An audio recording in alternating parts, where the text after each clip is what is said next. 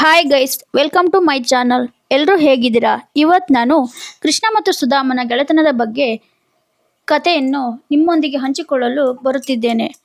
ಈ ವಿಡಿಯೋವನ್ನು ನೋಡುವ ಮೊದಲು ಯಾರೆಲ್ಲ ನನ್ನ ಚಾನಲ್ನ ಸಬ್ಸ್ಕ್ರೈಬ್ ಮಾಡ್ಕೊಂಡಿಲ್ವೋ ಅವರೆಲ್ಲ ಸಬ್ಸ್ಕ್ರೈಬ್ ಮಾಡ್ಕೊಳ್ಳಿ. ಈ ವಿಡಿಯೋಗೆ ಲೈಕ್ ಮಾಡಿ ಹಾಗೂ ನಿಮ್ಮ ಫ್ರೆಂಡ್ಸ್ಗೆ ಶೇರ್ ಮಾಡಿ. ಬನ್ನಿ ಸ್ನೇಹಿತರೆ, ಕೃಷ್ಣ ಮತ್ತು ಸುಧಾಮನ ಸ್ನೇಹವನ್ನು ಕಥೆಯ ಮೂಲಕ ತಿಳ್ಕೊಳ್ಳೋಣ.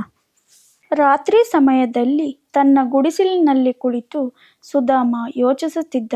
ಅವನ ಮುಖದಲ್ಲಿ ನಿರಾಶೆ ತುಂಬಿತ್ತು. ಆಗ ಸುಧಾಮ, ಜೀವನದಲ್ಲಿ ಬರೀ ಕಷ್ಟಗಳೇ ಬರುತ್ತವೆ, ಎಲ್ಲ ಸುಖದ ದಿನಗಳು ಯಾವಾಗ ಬರುತ್ತವೋ ಎಂದು ನಿಟ್ಟುಸಿರು ಬಿಡುತ್ತಾ, ಅದೆಲ್ಲ ಆ ದೇವರಿಗೆ ಗೊತ್ತಿರಬೇಕು ಎಂದು ಹೇಳುತ್ತಾನೆ. ಆಗ ಹೆಂಡತಿ ಒಳಗಿಂದ ಹೊರಬಂದು, ಬಡತನ ನಮ್ಮ ಬೆನ್ನು ಹತ್ತಿದೆ, ಅದು ನಮ್ಮನ್ನು ಬಿಟ್ಟು ಹೋಗುವುದಿಲ್ಲ ಎಂದು ಹೇಳುತ್ತಾಳೆ. ಸುಧಾಮನು, ಬಡತನ ನಮಗಿರಲಿ, ಮನೆ ತುಂಬ ಮಕ್ಕಳಿರಲಿ ಎಂದು ದೇವರಲ್ಲಿ ನೀನು ಬೇಡಿಕೊಂಡೆಯೋ ಹೇಗೆ? ಆಗ ಹೆಂಡತಿ, ಮಕ್ಕಳಿರಲಿ ಅಂದಿದ್ದು ನಿಜ, ಆದರೆ ಎಂದು ಸುಮ್ಮನಾಗುತ್ತಾಳೆ.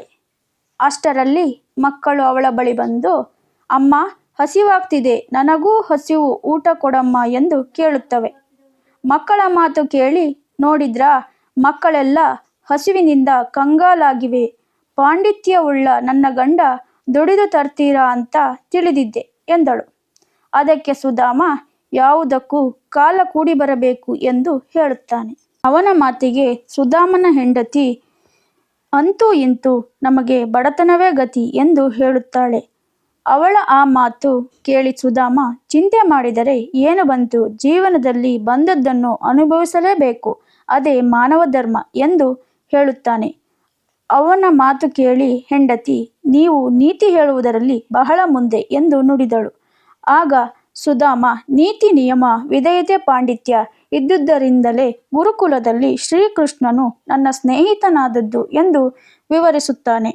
ಅವನ ಆ ಮಾತಿಗೆ ಹೆಂಡತಿಯು, ಮಾತು ಮಾತಿಗೂ ಶ್ರೀಕೃಷ್ಣ ಸ್ನೇಹಿತನಾಗಿದ್ದ ಅಂತ ಹೇಳ್ತಾ ಇರ್ತೀರಾ ಎಂದಳು. ನಿಜಕ್ಕೂ ಆತ ನನ್ನ ಪರಮ ಮಿತ್ರನಾಗಿದ್ದ, ಗುರುಕುಲದಲ್ಲಿ ಒಟ್ಟಿಗೆ ವಿದ್ಯಾಭ್ಯಾಸ ಮಾಡಿದ್ದೆವು ಎಂದು ಸುಧಾಮ ಹೇಳುತ್ತಾನೆ. ಅವನ ಮಾತಿಗೆ ಸುಧಾಮನ ಹೆಂಡತಿ, ಸತ್ಯ ಹೇಳುವಿರಾ, ಆ ಶ್ರೀಮಂತರಲ್ಲಿ ನೀವೆಲ್ಲಿ, ಯಾಕೆ ಸುಮ್ಮನೆ ಬಡಾಯಿ ಬಿಡ್ತೀರಾ, ಸುಮ್ಮನೆ ಇರಿ ಎಂದು ವ್ಯಂಗ್ಯವಾಗಿ ಹೇಳುತ್ತಾಳೆ. ಆಗ ಸುಧಾಮನು, ಯಾಕೆ ಸುಳ್ಳು ಹೇಳಲಿ, ನಾನು ಶ್ರೀಕೃಷ್ಣ ಸದಾ ನನ್ನ ಜೊತೆಯಲ್ಲೇ ಇರುತ್ತಿದ್ದ, ಒಟ್ಟಿಗೆ ವಿದ್ಯೆ ಕಲಿಯುತ್ತಿದ್ದೆವು, ನನ್ನನ್ನು ಕಂಡರೆ ಅವನಿಗೆ ಅಪಾರ ಪ್ರೀತಿ, ಸ್ನೇಹ, ಗೌರವ ಎಂದು ನುಡಿಯುತ್ತಾನೆ. ಆಗ ಸುಧಾಮನ ಹೆಂಡತಿಯು, ಅಂತಹ ಶ್ರೀಮಂತ ಸ್ನೇಹಿತರಿದ್ದರೂ ಇಲ್ಲಿಯವರೆಗೂ ನೀವು ಏಕೆ ಅವರ ಹತ್ತಿರ ಸಹಾಯ ಕೇಳಲಿಲ್ಲ ಎಂದು ಹೇಳುತ್ತಾಳೆ. ಆಗ ಸುಧಾಮನು ಒಂದು ಕ್ಷಣ ಮೌನವಾಗಿದ್ದು, ನಂತರ ಬಡವನಾದವ ದೊಡ್ಡವನ ಮನೆಗೆ ಸಹಾಯ ಕೇಳಲು ಹೋಗಬಾರದು ಎಂದು ತನ್ನ ಹೆಂಡತಿಗೆ ಹೇಳುತ್ತಾನೆ. ಅವನ ಆ ಮಾತಿಗೆ ಸುಧಾಮನ ಹೆಂಡತಿಯು, ಸ್ನೇಹಿತರೆದುರು ಎಂತಹ ಸ್ವಾಭಿಮಾನ, ದಯವಿಟ್ಟು ಹೋಗಿ ಅವರಲ್ಲಿ ಸಹಾಯ ಕೇಳಿ ಎಂದು ಹೇಳುತ್ತಾಳೆ. ಆಗ ಹೆಂಡತಿಗೆ ಸುಧಾಮ ಹೇಳುತ್ತಾನೆ, ಹೇಗೆ ಕೇಳುವುದು ಎಂದು. ಅವನ ಮಾತಿಗೆ ಸುಧಾಮನ ಹೆಂಡತಿಯು, ಆತ್ಮೀಯ ಗೆಳೆಯ ಅಂತೀರಾ, ಅಂದ ಮೇಲೆ ಅವರು ನಿಮಗೆ ಸಹಾಯ ಮಾಡೇ ಮಾಡುತ್ತಾರೆ ಎಂದು ಹೇಳುತ್ತಾಳೆ. ಹೆಂಡತಿಯ ಮಾತಿಗೆ ಇಲ್ಲ ಎಂದು ಹೇಳಲಾರದೆ, ಆದರೂ ಕೃಷ್ಣನ ಬಳಿ ಸಹಾಯ ಕೇಳುವುದಕ್ಕೆ ಸಂಕೋಚ ಎಂದು ಸುಧಾಮ ಹೇಳುತ್ತಾನೆ. ಸುಧಾಮನ ಮಾತು ಕೇಳಿ ಹೆಂಡತಿ, ಸಂಕೋಚ ಬೇಡ ರೀ, ಹಸಿದಿರುವ ಮಕ್ಕಳಿಗೋಸ್ಕರನಾದರೂ ಹೋಗಿ ಕೇಳಿ ಎಂದು ಹೇಳುತ್ತಾಳೆ. ಹೆಂಡತಿಯ ಮಾತಿಗೆ ಸುಧಾಮ, ಆಗಲಿ, ಹೋಗುತ್ತೇನೆ, ಆದರೆ ಗೆಳೆಯನನ್ನು ನೋಡಲು ಬರಿಗೈಯಲ್ಲಿ ಹೋಗುವುದಿಲ್ಲ ಎಂದು ಯೋಚಿಸುತ್ತಿರುತ್ತಾನೆ. ಆಗ ಸುಧಾಮನ ಹೆಂಡತಿಯು, ನಿನ್ನೆ ನೀವು ತಂದಿರುವ ಅವಲಕ್ಕಿಯಲ್ಲಿ ಸ್ವಲ್ಪವೇ ಉಳಿದಿದೆ, ಮಕ್ಕಳ ಉಪಹಾರಕ್ಕೆ ಏನೂ ಸಾಲದು, ಅದನ್ನೇ ಕಟ್ಟಿಕೊಡಲೆ ಎಂದು ಕೇಳುತ್ತಾಳೆ.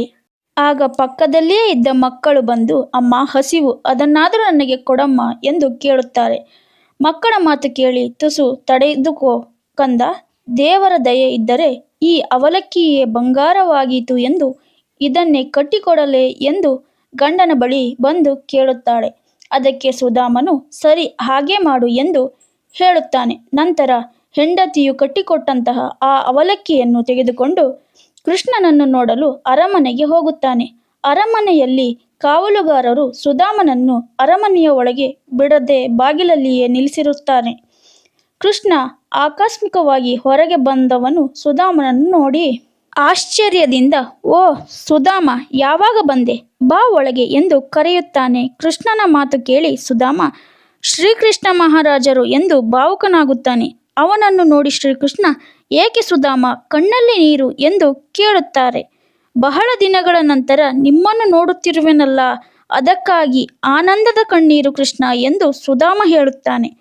ಅಷ್ಟೇ ಆನಂದದಿಂದ ಕೃಷ್ಣನು ದೂರದಿಂದ ದಣಿದು ಬಂದಿದ್ದೀಯಾ, ಸ್ನಾನ ಮುಗಿಸಿ ಊಟ ಮಾಡಿ ವಿಶ್ರಾಂತಿ ತೆಗೆದುಕೋ, ನಿನ್ನನ್ನು ಅಷ್ಟು ಬೇಗ ಹೋಗಲು ಬಿಡುವುದಿಲ್ಲ ಎಂದು ಸುಧಾಮನಿಗೆ ಹೇಳುತ್ತಾನೆ.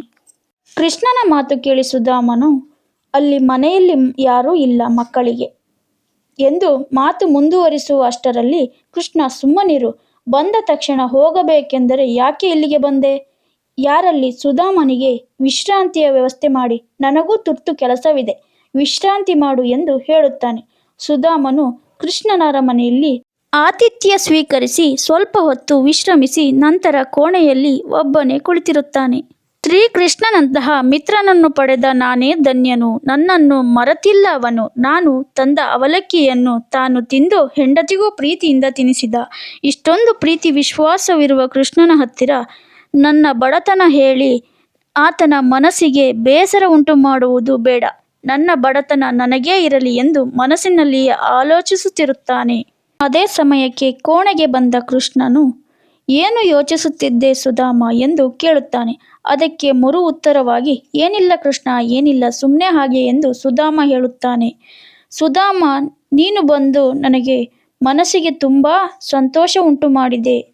ನನಗೆ ಗುರುಕುಲದ ಜೀವನ ನೆನಪಾಯಿತು ಎಂದು ಕೃಷ್ಣ ಹೇಳುತ್ತಾನೆ. ಹೌದು ಕೃಷ್ಣ, ಒಟ್ಟಿಗೆ ಊಟ ಮಾಡುತ್ತಿದ್ದೆವು, ಕೂಡಿ ಕಲಿಯುತ್ತಿದ್ದೆವು, ಕಟ್ಟಿಗೆ ತರಲು ಹೋಗುತ್ತಿದ್ದೆವು. ಹಾಗೆ ಗುರುಮಾತೆ ಕೊಟ್ಟ ಹುರಿದ ಕಡ್ಡಲೆ ತಿಂದು ನಿನ್ನ ಪಾಲಿನ ಕಡ್ಡಲೆಯನ್ನು ನಾನು ಕಸಿದುಕೊಳ್ಳುತ್ತಿದ್ದೆ, ನೆನಪಿದೆಯಾ ಎಂದು ಕೃಷ್ಣ ಕೇಳಿದ. ಕೃಷ್ಣನ ಆ ಮಾತಿಗೆ ಸುಧಾಮನು ಏನು ಹಸಿವು, ಬಡತನ ಎಂದು ತಡವರಿಸುತ್ತಾ ಮತ್ತೆ ಮೌನಿಯಾಗುತ್ತಾನೆ. ಗೆಳೆಯನ ಮೌನವನ್ನು ನೋಡಿ ಕೃಷ್ಣ, ಪ್ರಜೆಗಳ ಹಸಿವು ಇಂಗಿಸಲು, ಅವನ ಕಷ್ಟ ಕಾರ್ಪಣ್ಯ ನೀಗಿಸಲು ರಾಜನಾದವನು ಶ್ರಮಿಸಬೇಕು. ಆಗ ಮಾತ್ರ ಅವನು ನಿಜವಾದ ರಾಜನಾಗುವನು.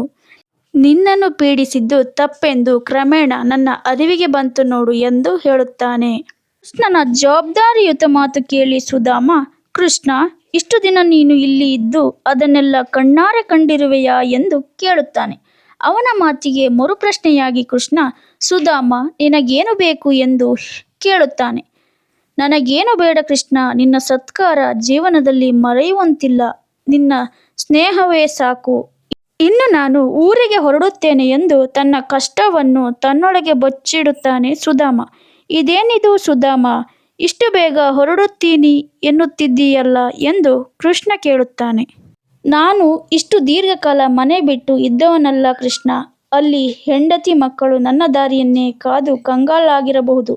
ನಾನಿನ್ನು ಹೊರಡುತ್ತೇನೆ ಎಂದು ಸುಧಾಮ ಹೇಳಿದಾಗ, ನೀನು ಇಲ್ಲಿಗೆ ಬರುವ ವಿಷಯ ಅವರಿಗೆ ಗೊತ್ತಿದೆ ಅಲ್ಲವೇ ಎಂದು ಕೇಳುತ್ತಾನೆ ಕೃಷ್ಣ.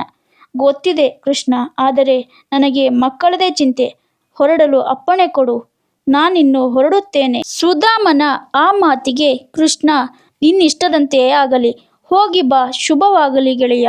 ಅಂದಹಾಗೆ ನಿನ್ನ ಮನೆಗೆ ನನ್ನನ್ನು ಕರೆಯಲೇ ಇಲ್ಲ, ಪರವಾಗಿಲ್ಲ ಬಿಡು, ನೀನು ಕರೆಯದಿದ್ದರೂ ನಾನೇ ಬರುತ್ತೇನೆ ಒಂದು ದಿನ ಎಂದು ಹೇಳುತ್ತಾನೆ. ಕೃಷ್ಣ ಹಾಗೆ ಹೇಳಿದ ತಕ್ಷಣ ಸುಧಾಮ, ಅಯ್ಯೋ ನನ್ನ ಮನೆಗೆ ಬೇಡ ಕೃಷ್ಣ ಎಂದು ತಡವರಿಸುತ್ತಾನೆ. ಅವನ ಮಾತನ್ನು ಕೇಳಿ ಕೃಷ್ಣ, ಈಗ ಚಿಂತೆ ಬಿಟ್ಟು ನೀನು ಮನೆಗೆ ಹೊರಡು, ಒಳ್ಳೆಯದಾಗಲಿ ಎಂದು ಹಾರೈಸುತ್ತಾನೆ. ಸುಧಾಮ ಅರಮನೆಯಲ್ಲಿ ಗೆಳೆಯನನ್ನು ಭೇಟಿ ಮಾಡಿ ಮರಳಿ ಮನೆಗೆ ಹೊರಡುತ್ತಾನೆ.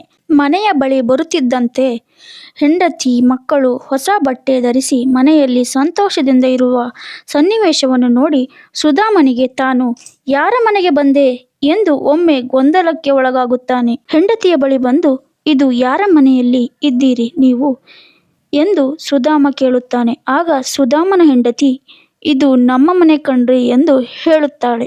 ಅವಳ ಮಾತು ಕೇಳಿ ಸುಧಾಮ ಇನ್ನೂ ಆಶ್ಚರ್ಯಗೊಳ್ಳುತ್ತಾನೆ. ತಮ್ಮ ಗುಡಿಸಲು ಎಲ್ಲಿ ಎಂದು ಕೇಳುತ್ತಾನೆ. ಆ ಗುಡಿಸಲಿನ ಜಾಗದಲ್ಲಿಯೇ ಈ ಅರಮನೆಯಂತಹ ಮನೆ ನಿರ್ಮಾಣವಾಗಿದೆ ಎಂದು ಸುಧಾಮನ ಹೆಂಡತಿ ಹೇಳುತ್ತಾಳೆ. ಅವಳ ಮಾತು ಕೇಳಿ, ಅರೆ, ನಾನು ಹೋಗಿ ಬರುವುದರೊಳಗೆ ಇದು ಹೇಗೆ ಸಾಧ್ಯ ಎಂದು ಕೇಳುತ್ತಾನೆ. ಹೌದು, ಇದೆಲ್ಲ ನಿಮ್ಮ ಮಿತ್ರನ ಕೃಪೆ. ನಿಮ್ಮ ಮಿತ್ರ ಶ್ರೀಕೃಷ್ಣ ಅವರಿಂದಲೇ ಇದೆಲ್ಲ ಸಾಧ್ಯವಾಗಿರುವುದು ಎಂದು ಸುಧಾಮನ ಹೆಂಡತಿ ಹೇಳುತ್ತಾಳೆ. ಇದೇನು ಹೇಳುತ್ತಿರುವೆ ನೀನು? ನಿಜವಾ ಹೇಳುತ್ತಿರುವುದು? ನಾನು ಸಹಾಯದ ಬಗ್ಗೆ ಯಾವುದನ್ನು ಕೇಳಿಯೇ ಇಲ್ಲ. ಆದರೂ ಅವನು ಹೇಗೆ ಸಹಾಯ ಮಾಡಿದ್ದಾನೆ ಎಂದು ಸುಧಾಮ ಕೇಳುತ್ತಾನೆ. ಸುಧಾಮನ ಮಾತಿಗೆ ಹೆಂಡತಿ, ನೀವು ದ್ವಾರಕಾ ನಗರ ತಲುಪಿದ ದಿನವೇ ಅಲ್ಲಿಂದ ಸೇವಕರ ದಂಡು ಬಂತು. ಬೇಕಾದ ಎಲ್ಲ ವಸ್ತುಗಳನ್ನು ತಂದರು. ಬೇಗನೆ ಮನೆ ನಿರ್ಮಿಸಿದರು.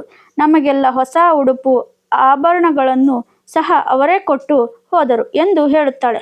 ಅವಳ ಮಾತು ಕೇಳಿ ಸುಧಾಮ ಪರಮಾಶ್ಚರ್ಯ. ನನ್ನ ಮನದ ಇಂಗಿತವನ್ನು ತಿಳಿದುಕೊಂಡು ಎಲ್ಲ ರೀತಿಯ ಸಹಾಯ ಮಾಡಿದ್ದಾನೆ ಶ್ರೀಕೃಷ್ಣ ಎಂದು ಹೇಳುತ್ತಾನೆ. ನೀವು ತೆಗೆದುಕೊಂಡು ಹೋದ ಅವಲಕ್ಕಿಯನ್ನು ಅವರಿಗೆ ನೀಡಿದಿರಾ ಎಂದು ಸುಧಾಮನ ಹೆಂಡತಿ ಕೇಳುತ್ತಾಳೆ. ಹೌದು, ನೀನು ಕೊಟ್ಟ ಅವಲಕ್ಕಿಯನ್ನು ನಾನು ಅವನಿಗೆ ಕೊಟ್ಟೆ. ಅವನು ತಿಂದನು. ಹೆಂಡತಿ ರುಕ್ಮಿಣಿಗೂ ತಾನೇ ತಿನ್ನಿಸಿದನು ಎಂದು ಸುಧಾಮ ಹೇಳುತ್ತಾನೆ.